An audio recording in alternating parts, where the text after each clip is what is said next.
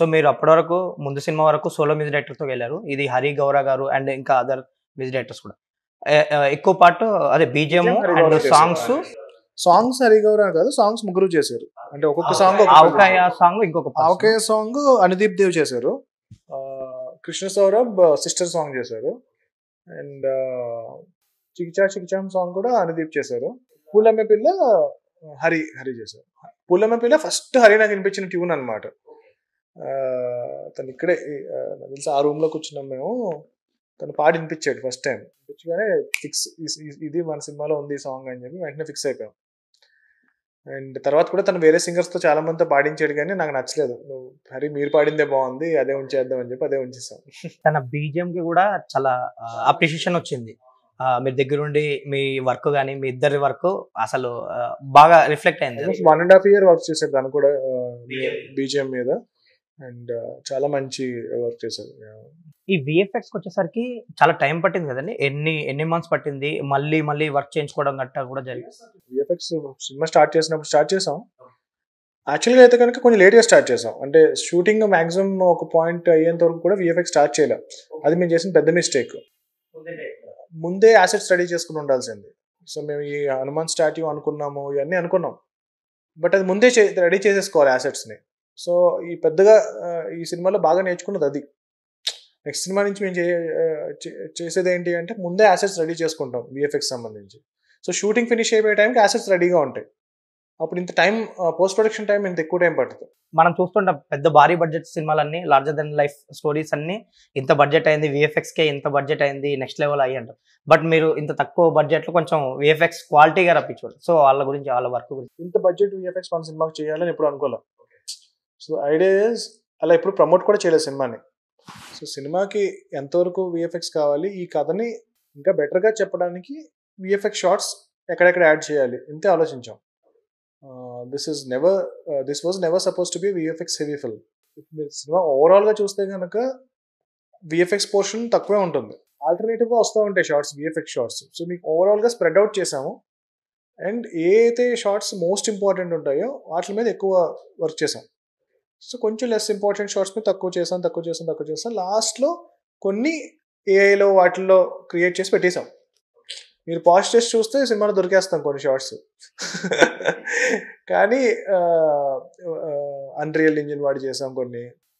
ప్రతి షార్ట్ మనం 3Dలో చేయాలంటే చాలా ఎక్కువ ఎక్స్పెన్సివ్ అవుతుంది. సో ఏదైతే మోస్ట్ ఇంపార్టెంట్ షార్ట్స్ ఉన్నాయో వాటిని 100% బడ్జెట్ పెట్టి చేసాము. అలా మాకు మిగిలిన బడ్జెట్లను బట్టి మిగిలిన షార్ట్స్ అన్నిటిని మేనేజ్ చేసాం. కాస్టింగ్ విషయంలో రాకేష్ మాస్టర్ గురించి మర్చిపోయాం. చాలా మంది ఇప్పుడు ఆయన లేరు, ఆ క్యారెక్టర్ కూడా బాగా పండింది. గెటప్ సినిమా సజెస్ట్ చేశారు, ఆయన అయితే బాగుంటుంది అని చెప్పి. Initially we were not sure, అంటే ఆయన యాక్ట్ చేస్తారా, ప్లస్ దెబ్బలు తినాలి హీరోతో, ఇవన్నీ చేస్తారా లేదా అని చెప్పి. అంటే ఆయన అసలు ఏం లేదు సార్, మీరు anything you tell me I will do it. And ఎన్ని టేక్స్ అయినా సరే, పాపం ఎన్ని టేక్స్ అయినా చేసేవారు. ఆయన క్యారెక్టర్ సంబంధించి ఇంకేమన్నా సీన్స్ ఉన్నాయా, అంటే ఎడిటింగ్ లో ఏమన్నా ట్రిమ్ చేసినవి ఉన్నాయా, కామెడీ ఎక్కువడం గట్ట? ఎడిటింగ్ లో అయితే ఏం తీసేయలేదు. ఇనిషియల్గా సెకండ్ హాఫ్ లో ఇంకొన్ని కామెడీ సీన్స్ రాద్దామని అనుకున్నాం, రాయలేదు. ఇంకొన్ని బిల్డ్ చేద్దామని అనుకున్నాం, కానీ సెకండ్ హాఫ్ ఇంకా స్టోరీలో సీరియస్నెస్ వెళ్ళిపోయిన తర్వాత ఇంకా కామెడీ స్లోగా తగ్గించేసాం. సినిమాలో చాలా గూస్ బంప్స్ మూమెంట్స్ ఉన్నాయి. థియేటర్స్ లో మంచి ఫీల్ తీసుకొచ్చాయి. ఎస్పెషల్లీ హనుమంతుల వారు కనిపించినప్పుడు ఆ షార్ట్, ఆయన ధ్యానం చేస్తూ కనిపించిన సీన్స్ కానీ, అండ్ సెకండ్ హాఫ్లో వచ్చే ఆవకాయ ఆంజనేయ సాంగ్ మీరు కంపోజిషనే ఒక ఫైట్తో పెట్టి ఆ ట్రాక్ని వాడి అసలు చాలా గూస్ బంప్స్ తెప్పించారు. సో ఆ డిజైనింగ్ అంతా ఎలా జరిగింది? ఈ గూస్ బంప్ సీక్వెన్స్లన్నీ ఎలా ప్లాన్ చేసుకున్నారు? ఏం లేదండి, ఫస్ట్ నాకు ఐడియా వచ్చినప్పుడు నాకు ఆ ఫీలింగ్ వచ్చిందా లేదా, ఆ గూస్ బంప్ మూమెంట్ వచ్చిందా లేదా, అండ్ టీమ్కి చెప్పినప్పుడు వాళ్ళందరూ కూడా సిమిలర్గా ఫీల్ అయ్యారా అన్నది ఫస్ట్ ఇంపార్టెంట్. ఐడియా లెవెల్లో అది ఎగ్జైటింగ్గా అనిపిస్తే కనుక దాని తర్వాత సినిమాటిక్గా దాన్ని క్రియేట్ చేయడానికి షార్ట్స్ ఎలా డిజైన్ చేసుకోవాలి, మ్యూజిక్ ముందు సీన్లో ఎలా డ్రాప్ చేయాలి, ఇక్కడ ఇది హై రావాలి అంటే కనుక ముందు కొంచెం డ్రాప్ ఉండాలి, ఆ డ్రాప్స్ ఎలా క్రియేట్ చేసుకోవాలి. అండ్ ఓవరాల్గా దానికి సంబంధించిన డిఐ కానీ లైటింగ్ కానీ అంతా కూడా it was all design. So we clearly knew these are the moments, అవి చాలా జనాలకి చాలా హై ఇస్తాయి అని చెప్పి. వాటిని నీట్గా స్ప్రెడ్ అవుట్ చేసుకున్నాం. వాటి మధ్యలో స్టోరీ చెప్పుకుంటూ వచ్చి మళ్ళీ కరెక్ట్గా ఒక మంచి గూస్ బంప్స్ వచ్చేలాగా ఒక హై మూమెంట్ బిల్డ్ చేసాం. దాని తర్వాత మళ్ళీ కొంచెం డ్రాప్ చేసి కొంచెం కథ చెప్పి కొంచెం వచ్చేసి మళ్ళీ అది యూనో అంటే మాకున్న బడ్జెట్లో స్ప్రెడ్ అవుట్ చేసుకున్నాం. ఎక్కువ గూస్ బంప్స్ మూమెంట్ కూడా రాయొచ్చు, బట్ అవన్నీ ఎలా షూట్ చేస్తాం, డబ్బులు ఉండవు కదా. సో ఉన్న దాంట్లో స్ప్రెడ్ చేసాం అనమాట, బోర్ కొట్టకుండా.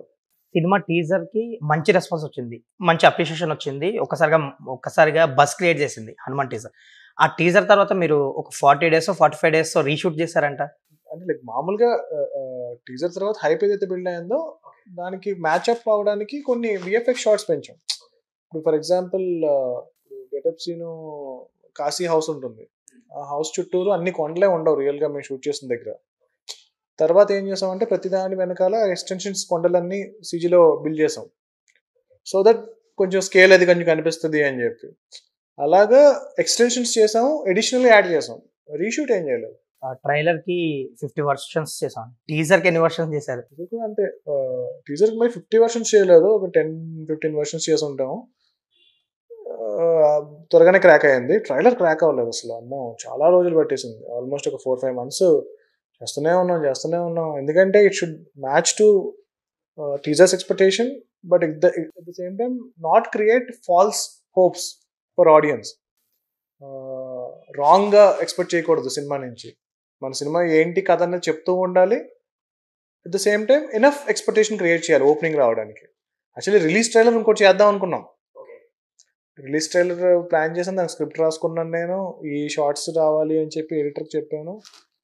అది ఎగ్జిక్యూట్ చేసే టైం లేదనమాట మాకు ఇంకా సినిమా. అదే పైగా మీ రిలీజ్ ట్రైలర్ అంటే ఎక్కువ టైం పడుతుంది స్పెసిఫిక్ కదా మీరు దాంట్లో, బట్ ఎగ్జిక్యూట్ చేయలేకపోయాము రిలీజ్ ట్రైలర్. బట్ అప్పటికే సినిమాకి ఎనఫ్ హైప్ అది రావడం, రిలీజ్ ట్రైలర్ చేయాల్సిన అవసరం లేకుండా పోయింది. బేసిక్గా మీ వర్క్ విషయంలో ఇండస్ట్రీ కానీ ఆడియన్స్ కానీ ముందు నుంచి బిఫోర్ హనుమాన్ వరకు కూడా మీ టీజర్ ట్రైలర్స్ అక్కడ వర్క్ కనిపిస్తుంది, మాట్లాడతారు. ఈ సినిమా కూడా అదే జరిగింది. స్పెసిఫిక్గా మీరు సినిమాకి ఎంత వర్క్ చేస్తారో టీజర్ ట్రైలర్ కూడా అంతే ఎఫర్ట్ పెట్టి వర్క్ చేసినట్టు కనిపిస్తుంది. సో ఆ బ్రాండ్ ఎలా బిల్డ్ చేసుకున్నారు టీజర్ ట్రైలర్స్కి? ఇప్పుడు ఇండస్ట్రీలో కూడా మీకు చాలా మంది అదే చెప్తుంటారు, ఎక్కువ మంది టీజర్లు ప్రోమోలు అంటే కనుక వీడు టీజర్ ట్రైలర్ చేసినంత బాగా సినిమా తీయలేడు రా అంటారు నన్ను బిఫోర్ దిస్ ఫిల్మ్, చాలా మంది అంటారు. ఎందుకంటే కల్కి టీజర్ కూడా మంచి ఇంపాక్ట్ క్రియేట్ చేసింది. సో డెఫినెట్ గా టీజర్ ట్రైలర్ చేసినంత గొప్ప సినిమా తీయడు హనుమాన్ టీజర్ అప్పుడు కూడా అన్నారు, టీజర్ బాగుంటుందిలే వీడిది, టీజర్ బాగా చేస్తాడు, బట్ ఫైనల్ గా సినిమా దగ్గర వచ్చేటప్పటికి కొంచెం ఏదో తేడా చేసేస్తాడు అని చెప్పి అన్నారు.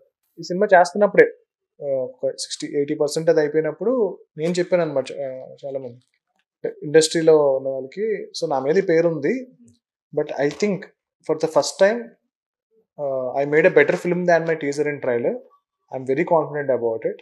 ఈ సినిమా తర్వాత అది మారుతుంది మాట అని చెప్పి నేను నమ్మా.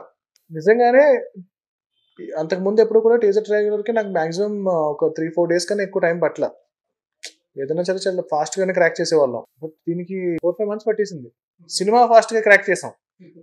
సో అప్పుడు అనిపించింది అనమాట, ఓహో ఈసారి రివర్స్ అయింది, సినిమా బాగా తీసాము, ట్రైలర్ చేయలేకపోతున్నాం అని అనిపించింది. But fortunately with God's grace ఫైనల్గా ట్రైలర్ క్రాక్ చేయగలిగాం. టీజర్ కన్నా అది ట్రైలర్ బాగా నచ్చింది, ట్రైలర్ కన్నా సినిమా జనాలకు ఇంకా బాగా నచ్చింది.